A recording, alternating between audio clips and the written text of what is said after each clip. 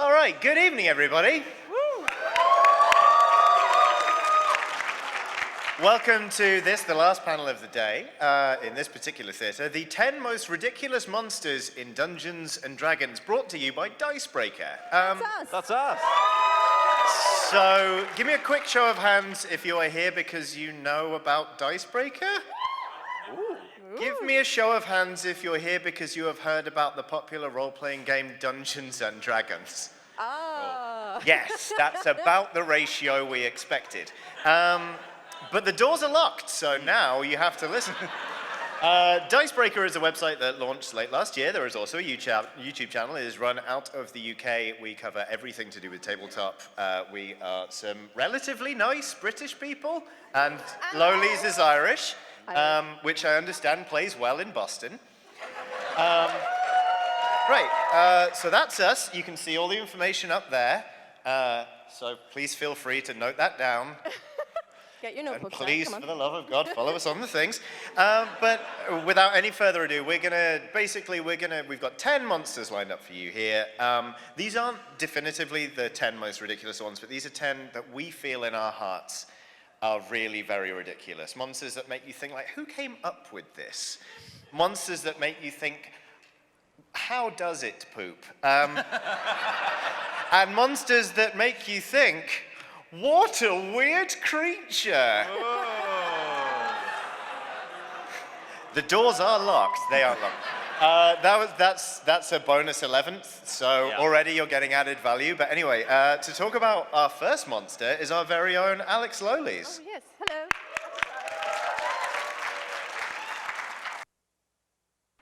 Hello. Oh, God. This is louder than my mic. Oh, yes. Thank you. The library is open. Okay. How far away do I need to be from this? Okay, here is great. How does this work? I should have asked you this before. Right on the arrow. Press right, yeah, press right. We are professionals. There we go. Here we are. The Rug of Smothering is my first monster. I mean, as you can see, it is a rug. I will move on. So it's got actions like smother, which is a melee weapon attack. It very much speaks for itself, essentially like smothers you, I guess. I can't remember what the next slide is. Oh yes, the false appearance. While the rug remains motionless, it is indistinguishable from a normal rug. So just be careful around rugs, I guess, because they will come after you. You'll never walk into a room safely again. So this could come after you. This is also dangerous. Here's another one. That one's especially dangerous. That one. They're all really scary. I just love that it's pretty much its only thing is I'm going to try and smother you. It's not like I'm gonna, like, it grapples you and then what, in a few rounds you just die. That's it. It's just like, yes, I think so. No, I just want to point out, it doesn't say rug of suffocating. It just says smothering. It's just giving you way too much attention, do you right? think Yeah, it's giving you an extra tight hug. Do you think it does it tenderly? Like, is it like, oh yeah. Like, is the last thing you hear just shh? And maybe That's some not like, tender, Johnny. It's one of those that hugs you, but a little bit too long, a little bit too tight. Exactly, yeah. Yeah. Yeah. So that's the first monster. The next one is wheels. Yeah, oh, all right. Wheels. We're zipping right along, apparently. Rapid Okay, fire. good. Hello, Oh, everyone. you don't need to applaud There's not for much to everything say about a rug. change. I'm sorry. Good thing we put it in our presentation then, isn't it? Right, okay, so I thought I would sort of, up the ante a little bit pretty soon, because these ones are one of my favorite ones. But does anyone know what a Modron is? Few people. I'm glad that at least some people don't. So no spoilers here, but I'm going to read out the description for you. So I'm going to do it in my best sort of like narrator-heavy voice. This will be fun. Modrons are beings of absolute law that adhere to a hive-like hierarchy. What's that, Johnny? Sorry? I said I told you. They inhabit the plane of Mechanus, or I don't know, and tend its eternally revolving gears. Their existence is a clockwork routine of perfect order. Under the direction of their leader, Primus, Modrons increase order in the multiverse in accordance with laws beyond the comprehension of mortal minds. Has everyone got a sort of mental image of what these guys look like? I'm going to go ahead and guess that it didn't look like this.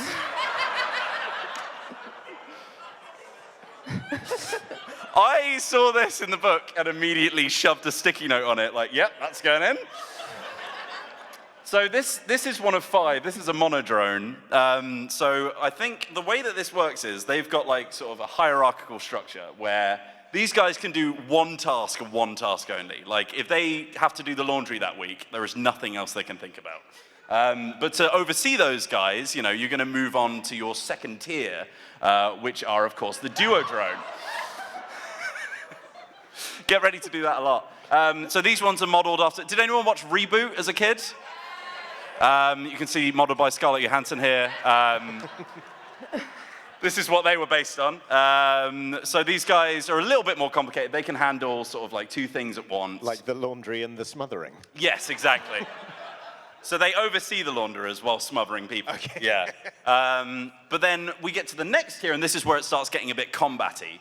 And I don't know here if anyone's played Silent Hill, but I think they really missed a trick with their design when going for Pyramid Head. Because I think the reverse pyramid is more threatening. Oh, pyramid body, yes. Yes. I mean, I'm opening the floor to your critiques on this, by the way. I don't want to feel like I'm taking over. So does it just have the 2 faces on the front? Or I'm assuming does it there's have 3. One on the... There might be an arse on the back, I don't know. I mean, it's got to. I mean, it presumably has to poop from somewhere. Is there? Yeah. Is there one on the top? Is this basically like a D4 that can kiss? Yeah. There are so many questions about this, which is weird because I feel like the duo. I can't read from here, but the duodrons. Yes, duodrone. Like I got it. The laundry and smothering. The first one's laundry. Understood. Like it's like Mike Wazowski dressed as Mercy from Overwatch. But the minute we hit the tri-drones, I'm like, no, I just don't get it. I think so. I think in the lore, these guys are sort of like they're a bit more military focused. So they're like, right, we'll go down the center. You go down the left flank. We'll go down the right flank. I've run out of things I can do. Sorry, that's it now. That's my capacity. Okay. But then obviously they get more complicated as they go along. So there's still yet more to see. Of course, here we have the quad drone. These guys have a really fun little bit of text. So obviously they're a cube because they're quadratic. Because, I mean, obviously cubes don't have 6 sides. But then if you look, astute combatants, quadrones serve as artillery and field officers in the regiments of Modron armies. Now, I'm assuming that what that's supposed to be read as is they could be an artillery officer or they could be a field officer. What I'm reading it as is that these guys are getting launched out of trebuchets. Oh, artillery and field officers, yes. Yeah, they serve as artillery and field officers. Yeah. So please enjoy that mental image. I haven't bothered to Photoshop it for you. But then we get to the tippy top. So this is a pentadrone, which, I mean, we all know the line. I've seen enough hentai to know where this is going. But what my favorite thing about the art on this is that the monodrone's obviously done something very bad. Yeah. Because look how angry it is. Yeah. I mean, it's like presumably it's rearing back to just biff it in the face. Yeah, it's loading up like a cyclone attack. Yeah. But I just. Oh. But does everyone else feel really bad for the Yeah, monodrone? I want it as a pet. But I still feel like I know where that one poops from. I'm sorry to bang on about the 3-faced Straight one, out the mouth, but is that what you're saying? Yeah? Like, do they flip a 3-sided coin? To be like, which one of you's the mouth? In which? Anyway, sorry. Surely they just flip themselves. This is your I guess. monster, I'm very sorry. That thing, what's it called? What's that, the big one? That's a pentadrone. Pentadrone. It's got a huge body. It looks really heavy. Yeah. And it's got these tiny, tiny legs. I It's like, know. how? Yeah. Oh, I assumed the dangly, like, the... No. You can see these tiny, tiny little stands at the bottom I there. didn't know where it pooped from. To be fair, it does seem to have some kind of like release valve at the top, which would imply it could just sort of shoot upwards. Oh. Which is also an effective artillery piece as well. Oh my god. We really should have called this panel 10 Most Ridiculous Monsters in D&D and How They Poop. I never realized as well that each of its arm things has a face. Yeah, I'm not sure if anyone picked up on that. No. The ones curling up, they're all trying to look sternly at once. It's like we're all very disappointed in you. But there we go. So these guys, these guys are from like another plane of existence where it's like absolute law. So like everything is clockwork and has to run efficiently. But there is a nice little rule for these guys. It's very small, I couldn't be bothered to zoom into it. But there is a really nice little rule for these guys at the bottom of their character descriptions, where it says that some of them like just bug out and go rogue, and they're just sort of walking around doing the wrong task forever.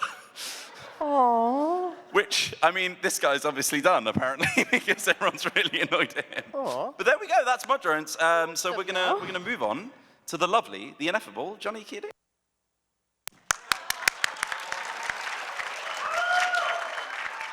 Hi. Oh, Johnny.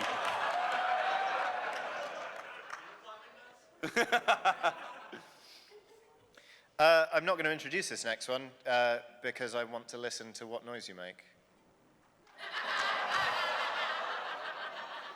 I think I caught in the back a few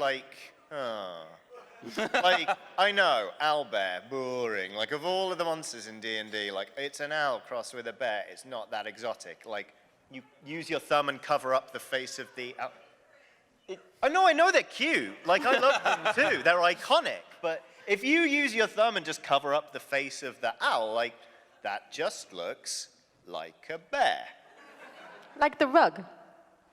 Like the rug of smothering. Like the rug of... When the owlbear does not move, it is indiscernible from a regular bear. Personally, I would argue that I would maintain at least a mild sense of caution around an actual bear. Like, I wouldn't be so quick to be taken in by one. So if a bear was, like, coming up to me, it's like, oh. No, that's moving. Oh, okay. Before we move on, actually, onto the owlbear thing, because I didn't realize you were going to focus so much on the poop thing when I was doing the rug. Neither did I. Neither did I. Where does the rug poop from? It doesn't have a mouth, yeah. I have no mouth, and yet I must smother. Yeah. It secretes. Yeah, it makes like dust. sweat. There you go. Like. Oh, God. I don't want to be smothered by that. But all I'm saying was when we were putting this presentation together, we all picked a couple of monsters, and a couple of our colleagues back in the UK, they picked a couple. And when I said owlbears, everyone went, that's stupid, it's redundant, don't put it in, it's not ridiculous enough. I disagree fundamentally. I know what's coming, that's why I'm laughing. Owlbears canonically hatch from eggs. Yeah, owlbears hatch from eggs. Owlbears are very large. I think we can all assume that at birth they are very large. Which, I mean, a show of hands. Raise your hand if you know what the word cloaca means. That's more people than the number of people that knew about Dicebreaker walking into this room. Which is why we're launching cloaca.com. So for those of you who don't know, cloaca is a feature common to many birds. Here is the anatomy of a chicken. Where basically the sex organs, the urethra, and the anus are all combined into one handy-dandy orifice. Handy-dandy. So, this is where... This is like a JML advert. No one got that. That is where a chicken poops from. That is where a chicken pees from. That is where the babies go in. And that is where the eggs come out. Owlbears are born from eggs. Ergo, owlbears have cloacas. This next slide does not illustrate any further point. It's just the first image I found when I searched a cloaca. And I just wanted to point out, A, it's in French, which means it's doubly sexy. But B, look how much fun the rooster is having. This is another example of the shh. Yeah. It's like, zut alors. Ma cloaque male, et dans votre cloaque femelle. So yeah, again, this was just for my own personal amusement. Amusement. It's from his own collection. Oh, Lord. So again, this isn't really illustrating anything else apart from the fact that I think it's very funny that owlbears, cloacas, cloacas, that's what owlbears look like mating if you squint hard enough. And I swear I had another point to make about this. But just owlbears, I'm not sure you did. Yeah, that's why I put them on this list. It weirds me out that they have cloacas, because something that big should not have one. Thank you for coming to my TED Talk. You're right. Back up again, Alex Lolies. Oh, you guys have such elaborate points. Mine is like, this is the thing, it looks funny, haha, let's move on. And yeah, that's essentially what my next one is. Cool. Right. This one's also French. I have no idea how to pronounce this. Vargouille? Vargouille. Vargouille. Was it? Vargouille. Oh, so it is French. Vargouille. There we go. So yeah, it's heads with wings, and the wings look like pieces of meat. They look like steaks. Well, in the guy in the front, at least, they do. One of my favorite things when I was looking at their stats, so it wasn't all that interesting, but one of my favorite things is one of their attacks is kiss. Yeah. Yeah. I mean, we're not going to talk about buttholes for this one, or where they poop from, I hope, unless Johnny brings it up. Sorry, I hate to interrupt, but whoever they kiss loses charisma. Ugh, you kiss that?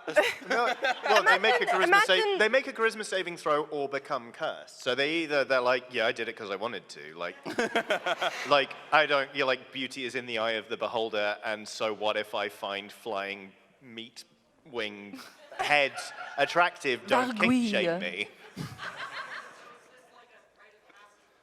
Is it a rite of passage for bards? Oh God, at bard colleges, they probably have a closet full of these, and they're like, all right, it's initiation week. Just haze them. Everyone just kiss open the the cupboard Vargouille. door and they fly out with their tongue. Look, this guy's got his tongue out.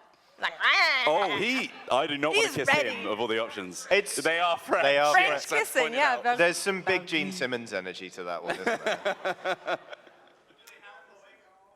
That is the big question. where do they have come it? Okay, let's. Oh no. I wish we had a laser pointer right now. I should have brought my cat's laser pointer so we could point at where we think the cloaca is.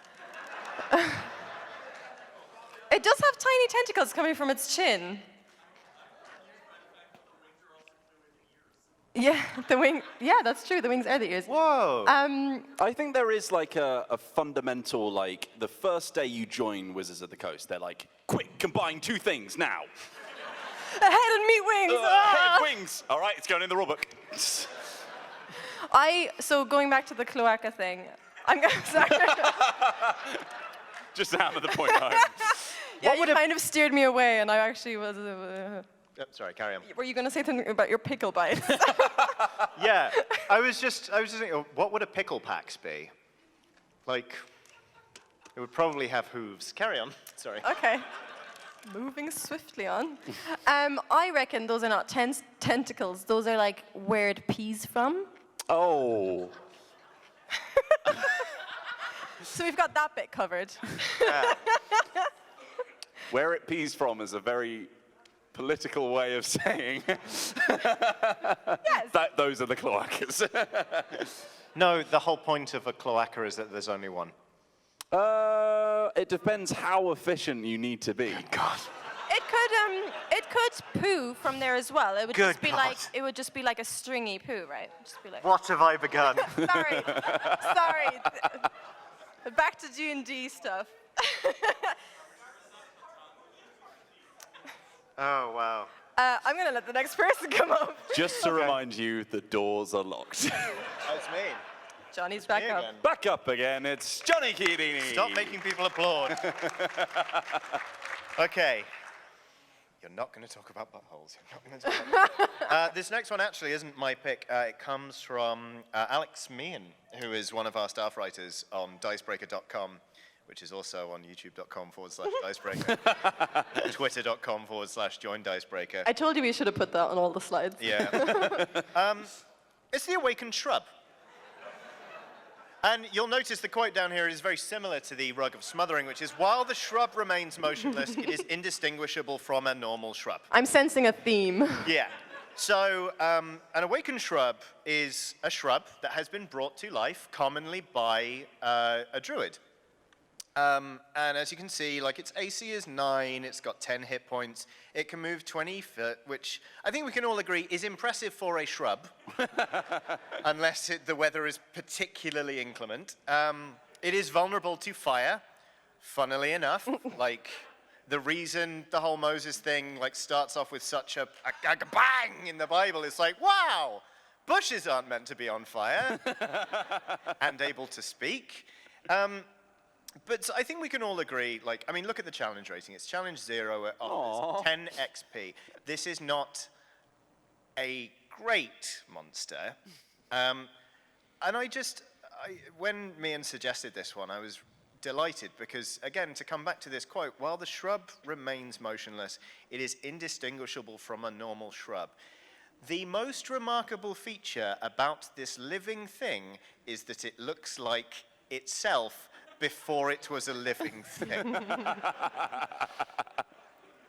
It's like going back to a high school reunion when everyone thought that you were just like a flunky, and you've actually got a PhD, you run several small successful businesses, you've got 2 great kids, a holiday home on the water, all of that, and you go looking like a high school flunky on purpose.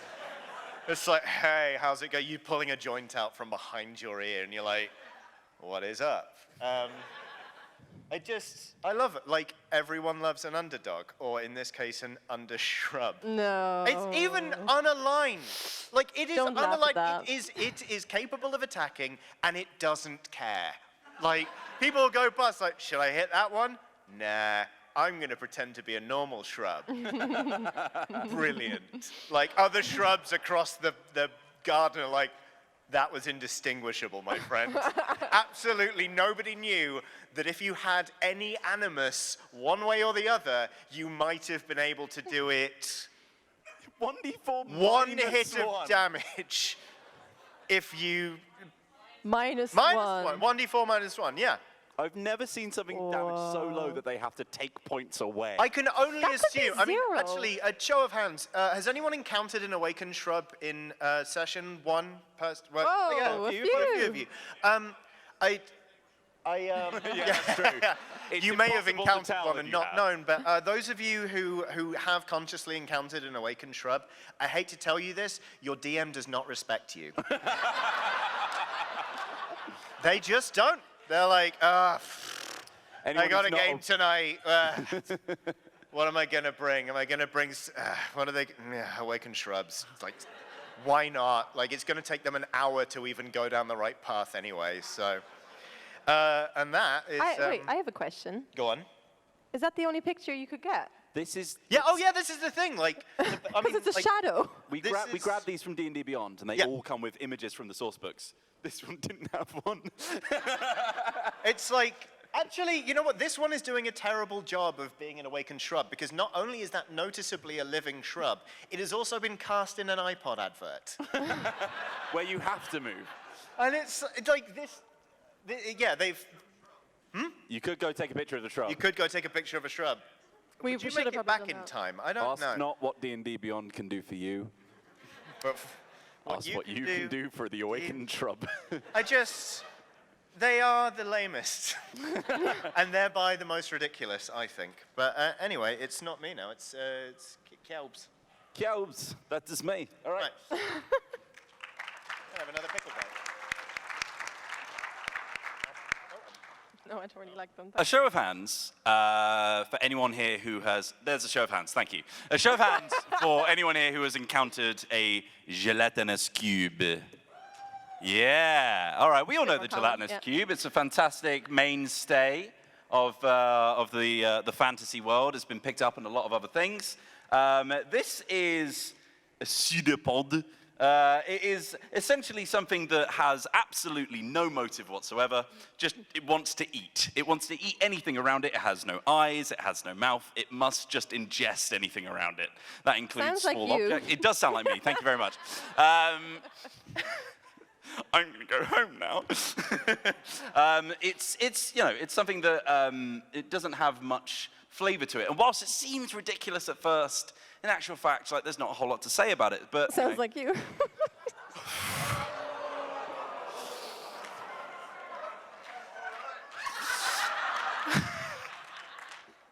So I can't drop the mic. So when I looked at this, I was like, oh, I really love gelatinous cubes, and I want to talk about them, but there's not a whole lot to pick up on. So I'm gonna talk about the Ooze family in general. Lolies, shut up. I'm gonna talk about the Ooze family in general, but if anyone's got any side comments about the gelatinous cube, feel free. I was just trying to work the word ooze into a sentence, but it didn't slap, so never mind. Carry on. How does it poop? Now, bringing me on to slide 2. No. We never did find out how the shrub pooped, actually. There is just one little quote which I wanted to bring up, which is, an ooze doesn't require sleep. I don't think they ever tell you that in any of the other monster profiles. Oh yeah, this awakened shrub doesn't require sleep. Go ahead, Johnny, sorry. No, I mean, it's a plant, so it has a day-night cycle anyway, so. Thanks, Dad. So there's actually quite a few different sort of variants of what is essentially like the classic slime from video games and board games alike. One of the other sort of like offerings from this family is, of course, Psychic Grey Ooze. One of the abilities of which is Psychic Crush. The ooze targets one creature that it can sense within 60 feet of it. The target must make a DC 10 intelligence saving throw, taking 10 or brackets 3d6 psychic damage on a failed save, or half as much damage on a successful one. What? Where's the brain? Just bear in mind that the gelatinous cube is like a cousin of the grey psychic ooze. And that thing was only capable of eating and possibly moving forward. Yeah. And it's jumped straight up to psionics. And I don't understand where the middle ground is. If I could posit a theory. If you look at because it almost looks like oh, that's the grey ooze coming over a wall, is it? It's pretending to be cement. We've got a lot of things that you wouldn't notice when you enter the room. I thought it was the wall. Yeah, I was kind of incorporating all of this into my head, because I was thinking the ooze itself looks not unlike a fringe, and basically it looks like a big emo gelatinous cube. So of course it does psychic damage. It's like a big thinker. Like all it thinks about is causing. It's not a phase. It's not a phase, gelatinous cube. I'm a medium ooze now, God! When I was a young ooze. I genuinely, I'm only just noticing this now, we've got so many of these monsters that say, while the ooze remains motionless, it is indistinguishable from an oily pool or wet rock. Oh my God. I mean, it's not a great disguise. I'm not sure how many oily pools I spotted walking around PAX today. Just me. A lot of wet. No, Lot of wet actually, rocks. Yeah, if you haven't been to the Wet Rock Emporium right at the back, right by the first look tabletop area, it is sublime. I think for this one, it's like when you take your car to the mechanic, be careful. Yeah. Also the mechanic, both of you. Everyone's in danger. You see a pool of oil, you get out of there as quick as you can. Or a shrub, wet rock. or a rug. Anything could kill you at a moment's notice. The in shrub Dungeons and can't Dragons kill world. you. Like, if you stick around long enough for an awakened shrub to kill you, you deserve it. I'm sorry. Or you felt really bad for it. Just come on. You can have one. It's my time. I'm going out the shrub way. So, there's a few little things about this. Obviously, it's got blind sight because it has no eyes. And and once again adds to my question of why it knows what it's doing. But then there's one final one that I saw from the family of Oozes. They're all funny. They're blobs of goo. But there's sort of like a subgenre of ooze, which is puddings. This is a black pudding. It looks a lot like a grey psychic ooze. It's a zidibod. And it also has the reaction that it can split into multiple things, much like in a lot of video games that you've probably played. Not you, obviously, because you don't play any video games. But apart from that... Don't out me in front of all these video game players. Jesus. Yeah, you deserve that one. You know what a black pudding is, though. It can't remain. It's not indistinguishable when not moving, at least. Oh, yeah. It looks. Yeah. You see a black pudding, you know what it is. And like the weird thing for us. So once again, I'll just point out we're from the United Kingdom And Ireland. And Ireland. So you may know of some of the weird things that we eat in our country. And of course, black pudding has a slightly different meaning in UK. This is like pig blood that's been like formed into a burger, and then apparently people eat it. Yeah. It's delicious. It's like nice. I'm a vegetarian, but it's delicious. It is pig's blood, garlic, oats, some other spices. It's formed into a sausage. It's boiled, and then you cut it up. Boiled? And it's boiled. No, it's boiled in pig's intestines. Come on. And once you cut it out of the pig's intestines, then you can slice it and fry it, and that's what it looks like, and it is delicious. Can I just point out that that's a scab that you're eating? Oh yeah. Oh no, wait, no. That is a seasoned scab. No. There's sweated back fat in there as well. Oh, back So it's- fat, sweat. Yeah, so it's and like you're scabs. going to eat a scab, and then you just you go a little bit deeper. Why am I here? I thought the poop talk was bad, but Jesus. No, that's just some British cuisine. Come to the UK. We're in a political hellhole, and it's really fun. There's also... Yeah, I know you guys are too, don't worry about it. There's also a white pudding, and I'm not going to explain that one, because that I one want to does- leave it up to your imaginations. It doesn't have blood in it. It's fine. Oh, Don't- you were making Don't it, yeah. ruin the joke. The good thing with this is that the actual D&D monster, that whole thing when it doesn't move, it doesn't look like a black pudding, one of these black puddings. Like they haven't tried to do that old trick again.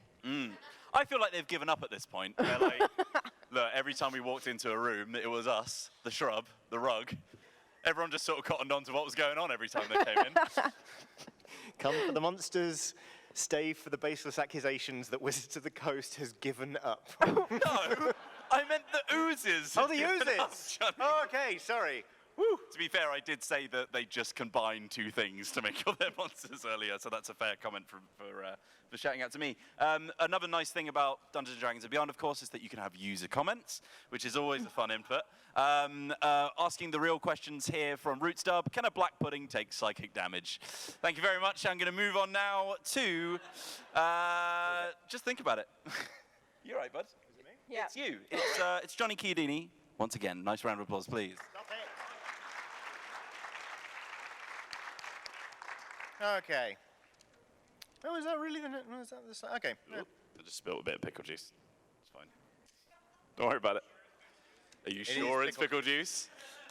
More full. Oh no, it's cube-shaped.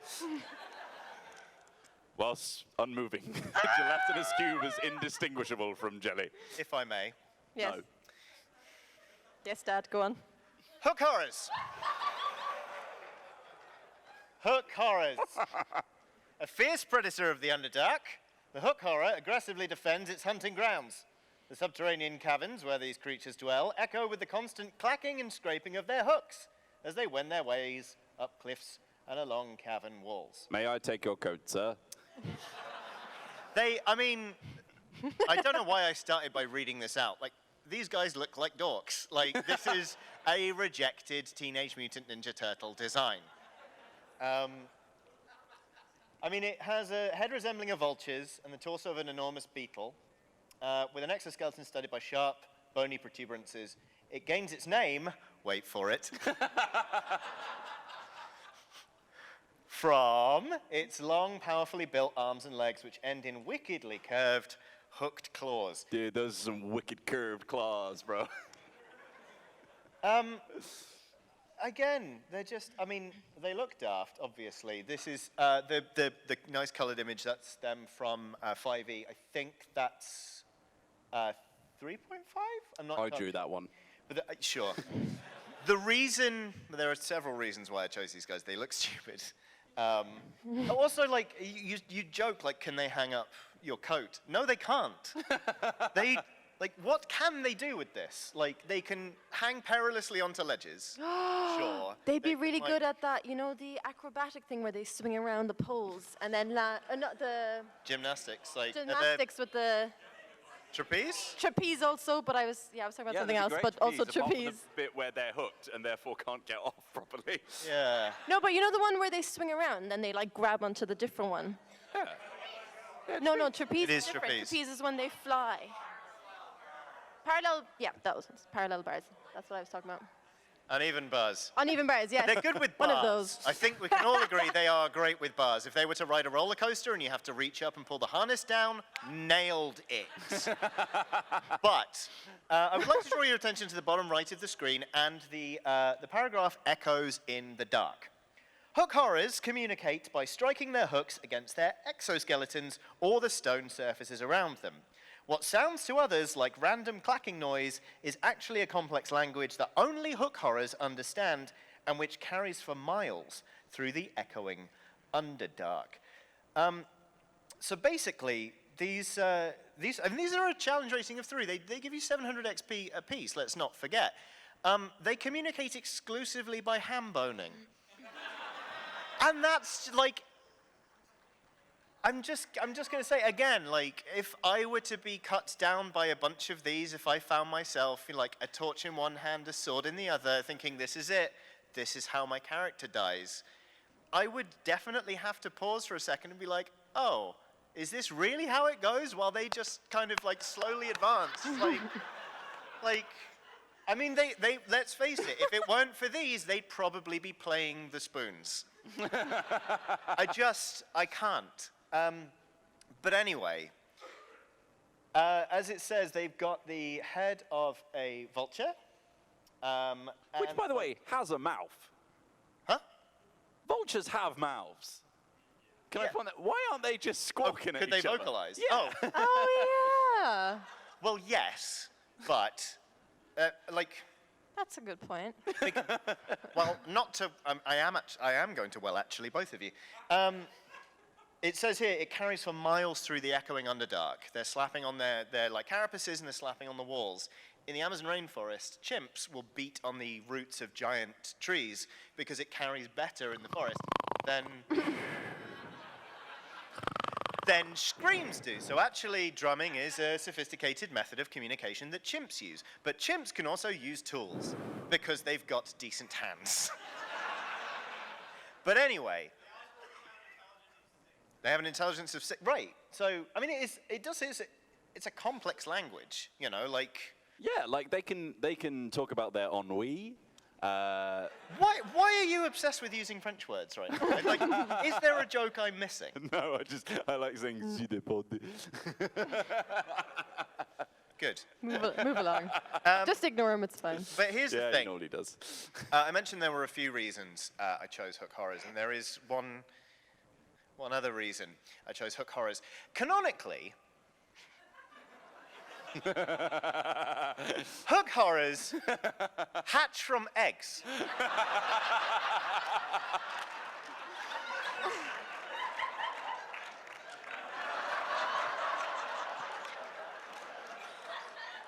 And apparently they have like a really well-organized sort of community where they will protect the clusters of eggs and make sure that they have adequate time to hatch. Johnny, we did not put an epilepsy warning on this panel. Yeah. Ergo, Hook Horrors have a cloaca. You're next.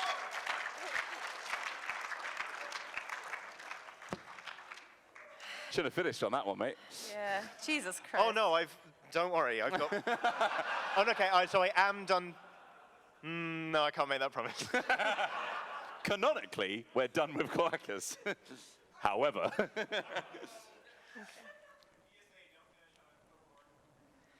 Don't worry. So the next monster that I have is actually was contributed by another writer of ours, Sarah. And I was a bit like, yeah, you know. But I'll We be love you, Sarah. We do love you, Sarah. But I then read this bit, and I will show you a picture in a moment. So the Displacer beast. Displacer beasts were large cat-like creatures, sometimes described as panther or puma-like, with 6 legs and a pair of long tentacles sprouting from their shoulders. They were covered in a pelt of blue-black fur. They were usually about 9 feet long and weighed as much as 500 pounds. But the occasional mutant would be blah, blah, blah, blah, blah. The rest is not important. There was like a sentence and a half. No, she then has to click on the 3 and it will link to the source file, and then it's the whole thing. The thing I really want to focus on, the bit I was really focusing on when I read this, is the fact that they're about 9 feet long and weighed as much as 500 pounds and are cat-like creatures. Because that description really resounded with me, kind of reminded me of my cat. That's Honey. She's turning 15 soon. Thank you. Lolies is actually going to throw her a quinceañera. And if you check out her Twitter, which is at Board Game Yogi, you can find it if you're already following at Join Dicebreaker on Twitter. I'm just saying. You can see a picture of her in a cute little dress that she's bought just for the occasion. Yeah. She is the best one of all of us. She absolutely Which isn't hates saying much. She hates the dress. Also, she doesn't actually have tentacles. I did Photoshop those in. Oh, what? Just FYI. Well, now I'm not coming to the quinceañera. Disclaimer. And just in case you wanted to, that's all I had to say about this, to be honest. I just mainly wanted to put in a picture of my cat into the slideshow. Just want to be honest. In case you were wondering what they actually look like, it's really boring. Ooh. No, sorry. Can we? No, my cat was definitely better. No, hold on. Now, come on, because those tentacles, what's at the end there? Spikes. They're all spikes. Spikes. Yeah, they're like a cat's tongue. That's horrible. They're like this. That's how it grooms itself. It just like whips those around. Does it do it in a butt dance? Oh, really must stop moving around on this stage. What was that? Okay. I don't know, but it's the tentacles are they're very squid-like, and I don't like them. They are very squid-like. Oh, you mean on Honey? Yeah. Those are squid tentacles. Let's move on. I love how you're removing the Displacer beast as if it makes it easier to see Honey, despite her being on both versions of this song. I just want you to focus on my cat, okay? Let's move it on. I It's Johnny Houdini! I guess you could say that you were displacing the beast? Yeah, you leave the room. Go on. Bye, Dicebreaker.com. Quality board game journalism. Okay, so this next pick is another one from Sarah, actually. We're doing Sarah's back-to-back. And if you... Oh, God, yeah. If you... I'm so excited for this one. If you thought I was down on the Awakened Shrub, then... oh, shit.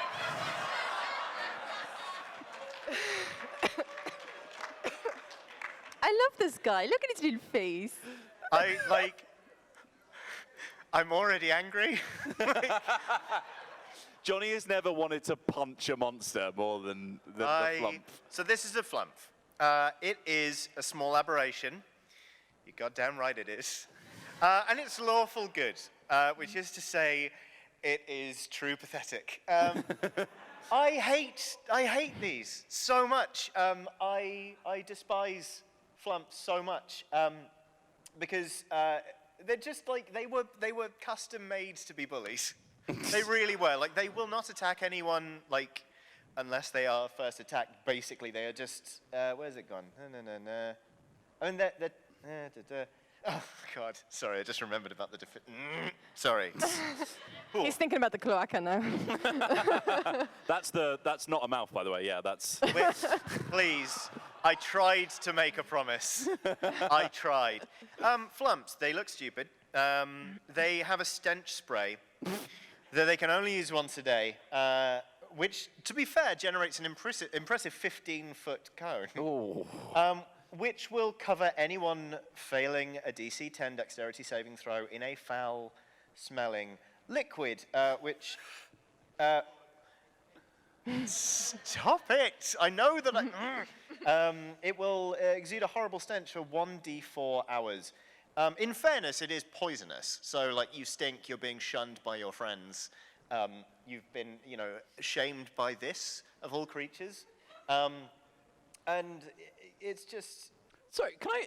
But just before we move on from the stench spray, a creature can remove the stench on itself by using a short rest to bathe in water, alcohol, or vinegar. Which, if you have to bathe in vinegar, I would assume that water wouldn't work. That is a Fair. good point. So flumphs, I think it's in the next slide actually, they do levitate, which begs the question, like if this thing can defy gravity, how can it be knocked on its back? Because if you look in the bottom left-hand corner, it's got prone deficiency. If a flumph is knocked prone, you roll a die. On an odd result, it lands upside down and is incapacitated. Butter side up. And it has to make a dex saving throw in order to right itself and end the incapacitated condition. So you can just like, whoop, just knock it on its head. You know in Halo when your car goes upside down, you just boop. Yeah, that, but I suppose, yes. Can I also, whilst we're talking about flying, by the way, so it can fly 30 feet, but it can only move 5 feet on the ground because it's just... That's how it talks, by the way. That's canon now.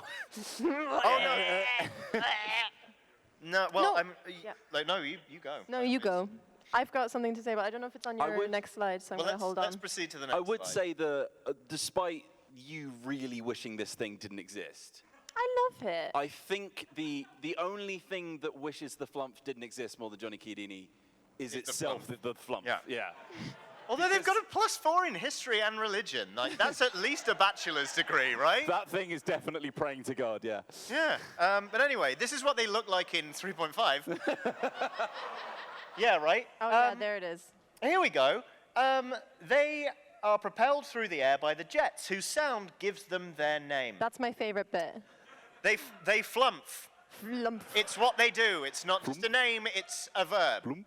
To conjugate it, I flumph, you flumph, he, she, or it flumphs, they flumph, and Flumping. so on and so forth. I've It moved sounds off to really the country dirty for when a you spot say of it like flumping. Oops, oh no. Oh no, Johnny!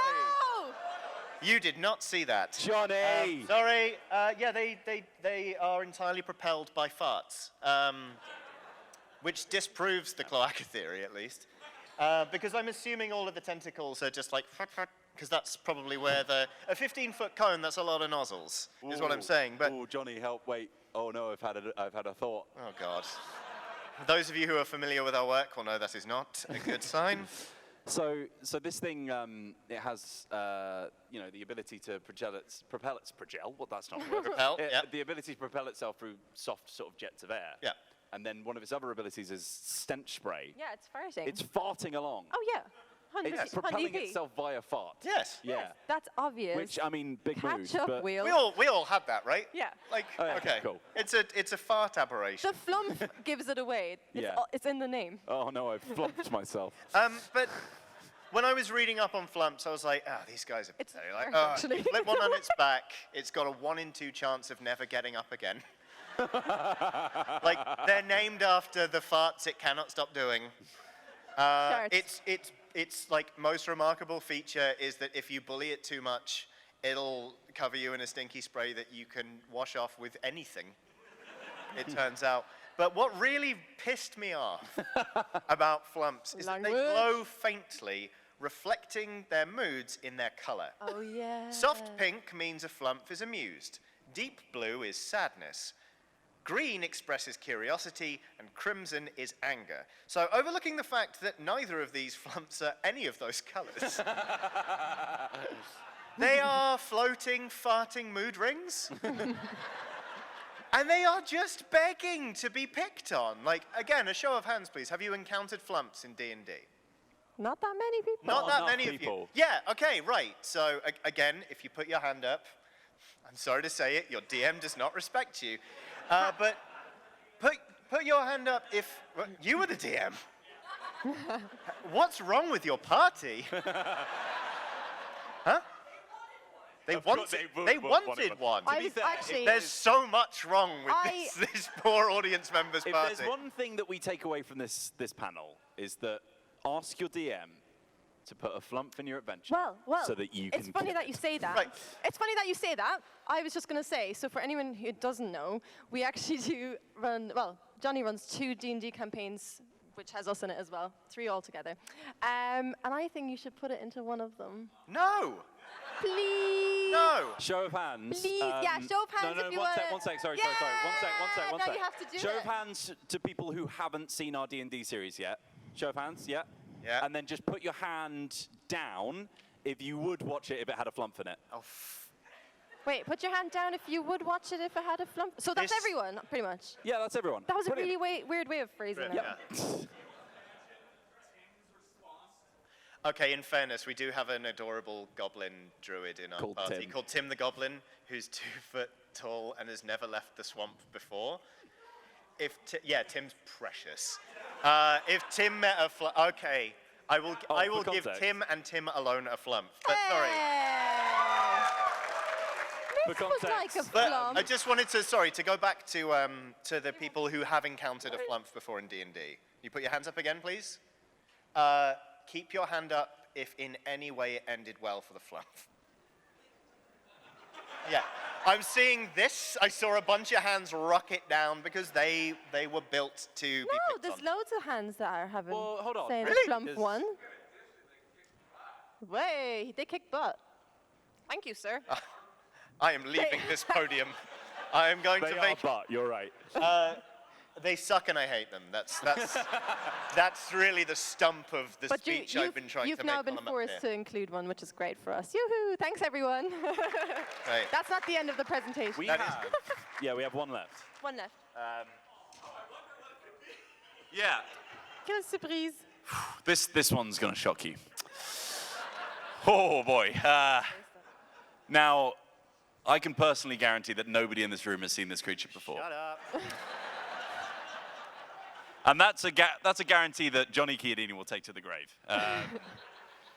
So, I apologize for ruining the surprise. However, well, I don't know why I'm apologizing, but Shut up and get on with it. we looked at. Yeah, we're over time. Go, go, go. We're really not. Oh, geez, are we? we're What? not. No, we're not. Oh, We've got okay, 8 sorry, minutes. on the screen it said we were. Go on. The Yeah. screen thinks we're on UK time. No, it says an hour and 1 minute. Anyway, go on. Why? Go on. This is not interesting. That's Sorry. why I'm saying go on. Oh, I'm sorry, in an endless conversation about whether or Right. not the presentation is. Right. I mean, Hi again. come on, the surprise has already Let been me ruined. do my slide, Dad. Right. You're hemorrhaging audience members, son. Oh, God, not again. Right. Out of his gulag.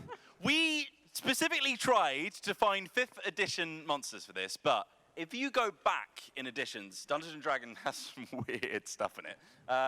Like, you think Owlbear is a strange combination. There's wolf spider. There's a lot of different combinations of that kind. But then I think that when this designer was thinking up his or her new monster, they were thinking, why, instead of combining one thing with another thing, what if we combined one thing with itself 5 times in a circle, and we made the roving mauler? What is that? You've never seen that before in your life, have you? Yeah. So, now I know initially this looks like a crest from a shield, but this is a real creature that you could have fought in, I think, 3.5, Yeah. something like that. Yeah, Which is, of course, where the old flumph came from as well. So this thing, for anyone who can't see, this is the head of a lion with the foot of a lion, and the foot of a lion, and the foot of a lion, the foot of a lion, the foot of a lion. In a circle, it's perfectly round when it puts all of its legs out, like a sun or something like that. Can anyone, a show of hands for anyone who can guess how this thing moves? Cartwheel. It rolls around, yeah. Rolling around at the speed of sound. I love this. You just asked for a show of hands for anyone who could guess. You just asked people to put their hands up if they can imagine. And you know what? Comparatively few people did it. Yeah. Not to neg the audience, but no, it was just interesting. Sorry. Now this gentleman over here has preempted a question of mine. A theme of the presentation, where does the roving mauler poop from? Now, one could assume that on the back of this image is one very large bum, or one could assume Between each leg. between each leg is Either a way. separate Sorry. but equally valid anus. I think we can all agree that if it ever poops at speed, it's not so much where it poops from as to where it is pooping, which is to say absolutely everywhere. Yeah. Everywhere. Imagine, you know, like a Catherine wheel, a fireworks night. Does that Imagine translate? the scene. We know what a Catherine wheel is? Okay. Spinning firework of poop. It's a real, it's like an anti-Catholic but also fun fireworks thing. Again, It's in Harry Potter. oh, That means it's global. right.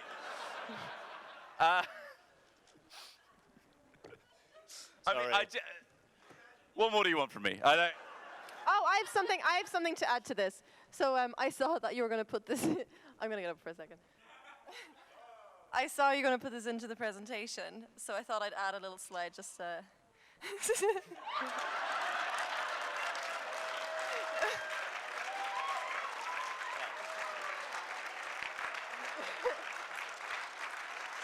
That's my cat. For anyone who doesn't remember, that's my cat. And I've only recently learned how to use Photoshop. That's what I made. To be fair, I'm very proud. May I seize the podium? This is also an artist's interpretation of Patrick Star in real life. May I? Yes. Thank you very much, Johnny Chiodini. So, that was 10 ridiculous monsters in D&D with an 11th for a really laboured joke at the very start. And my cat. And your cat. Several times your cat. But we've got like 3 minutes left, so I would like to just go all the way back to the start and try and do it in 3 minutes. Now, I would just like to basically give us a cheer if you think it is the most ridiculous monster we have featured today, because again, this is not in ranked order, it's not a definitive list. These are just 10 monsters that touched us with their weirdness, and in many ways, how pathetic. Please don't tell them they've touched us. They did not touch us. They did not touch us. That cost us 2 more audience members. It's worth it. 3 that made us think about how weird they are. You know what I was trying to say? 4. You know, Vice, 5. 5. You know what I was trying to say. So basically, we would just like to know what monster you think is the weirdest out of the ones we have given you, whether or not you're following our logic. Which I think you'll agree, logic is a generous term. So give us a cheer if you think it's the rug of smothering. Wow. No. Yeah, you rug of Compared smothering. to. Why did you have so many slides? Give us a cheer if you think it is Modrons as a concept. Boo. Give us a cheer if you think it is the... That was some powerful heckling and I did not hear any of it. Give us a cheer if you think it's the owlbear. Agrees, yes. Yeah. Give it. Huh? Give us a cheer if you think the most ridiculous monster in D&D is Johnny Chiodini. Hey. Do you think it's the Vargouille? Not so much, okay. The awakened shrub, anyone? Pity applause. Yeah. Oozes in general. Yeah. I think everyone's tired. Or we've just done a really bad presentation. Horrors. The weird ham-boning, I will ruin your coat monsters of Dungeons & Dragons with a cloaca. Never mind. How about the Displacer beast? Woo! It's weird. It's like people like cat pics. I don't get it. Give us a cheer if you think it's the goddamn flumph.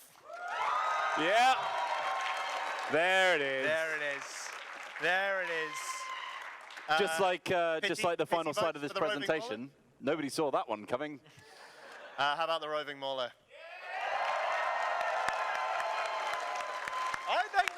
I think that was louder.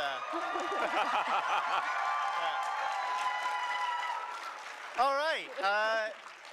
People of PAX East, it would seem that the roving mauler, the spinning wheel of poop and screams, is in fact the most ridiculous monster in Dungeons & Dragons. Thank you so much for turning out.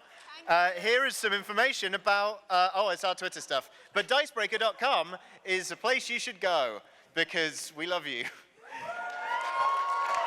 Thanks. Thank you very much.